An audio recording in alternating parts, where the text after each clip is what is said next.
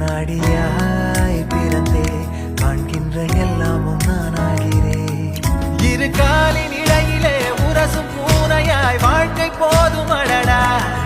எதிர்காணும் யாவுமே தீண்ட தூண்டும் அழகா.